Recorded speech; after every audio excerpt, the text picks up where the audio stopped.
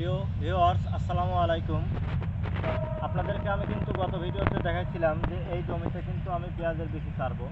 দেখেন, জমিটা কিন্তু আমি গতকালকে চাষ করে নিছি বা চাষ করছি। এখন কিন্তু আমার এই যে দেখেন, আমি কিন্তু বেডের কাজ শুরু করছি। তো ভিউয়ার্স, আপনারা বেডটা কিভাবে তৈরি করবেন, এই যে দেখেন আপনারা, এই যে দেখেন আমি কিন্তু সুতা টানাই নিছি। সুতা টানাই নিলে কি হবে, আপনার বেডটা কিন্তু স্ট্রেট হবে। স্ট্রেট হলে কিন্তু আপনি যাতায়াতে সমস্যা হবে না, সুবিধা হবে।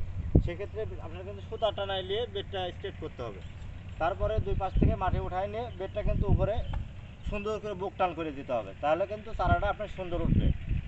আর যখন বেডটা সুন্দর হবে তখন কিন্তু ভিউয়ার্স আপনার চারাটা কিন্তু সুন্দর হবে।